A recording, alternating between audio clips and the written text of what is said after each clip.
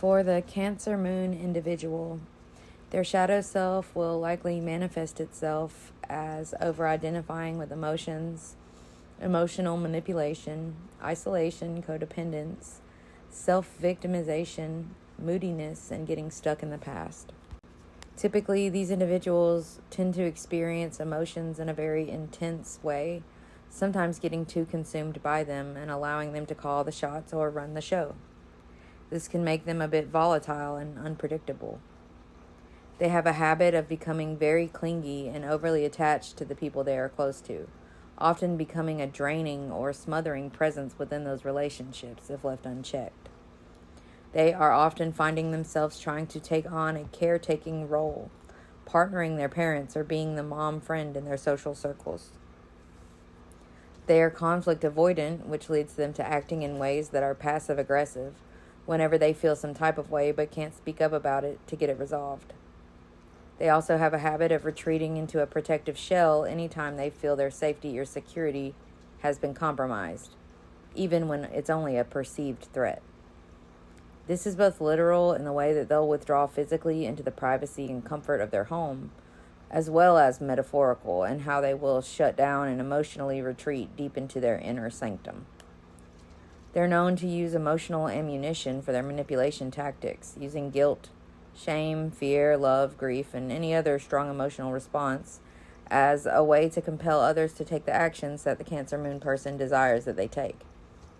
Often this can be how they seek to elicit care or ensure that they'll avoid abandonment or rejection. They tend to see themselves as a victim, and they often will seek out experiences that will be sure to result in their own victimhood, often out of the comfort of familiar patterns, even if those patterns are destructive. It's like they're seeking some kind of confirmation of their victimhood, like confirmation bias for that. They hold on to the past like it is a lifeline, keeping ancient grudges refreshed and diving deep into nostalgia, playing memories over and over again.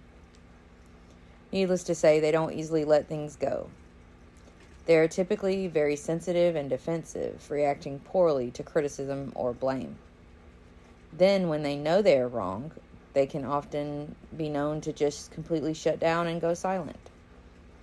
They are very overprotective and can sometimes even get a bit neurotic or excessive about it. They're definitely willing to stand up and defend those who they love most and who they are closest to. Usually they will have an entire unexplored inner world that is kept completely private for them to retreat into when they have become overwhelmed and overloaded.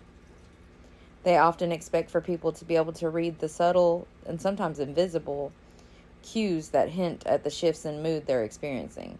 And whenever others fail to do this satisfactorily, Cancer Moon becomes disgruntled, feeling like they don't care enough to pay attention and notice these details about them.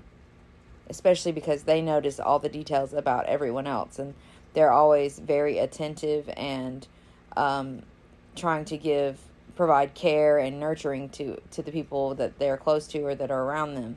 So when other people fail to do this for them, they take it very personally.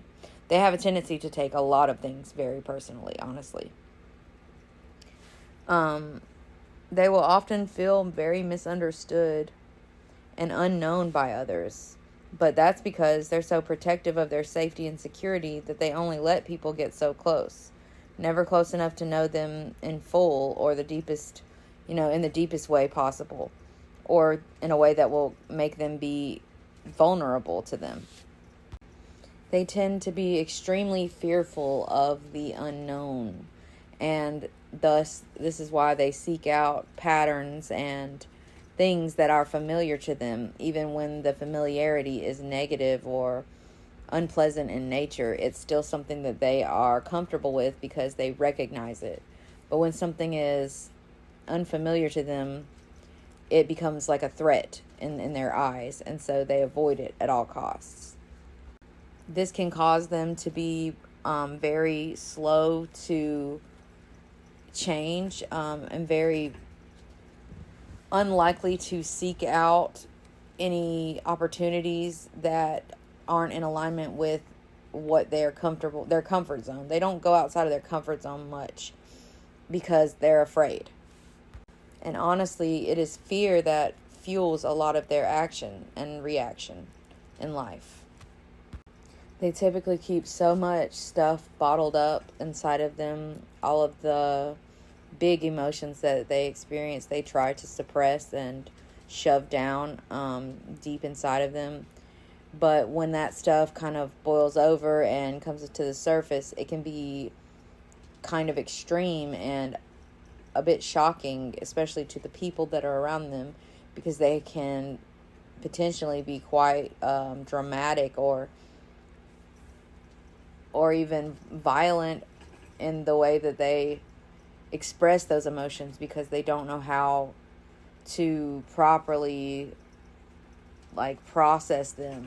A lot of the time it can be hard for them to process them, and they especially don't like to process them or deal with them outside of being in private.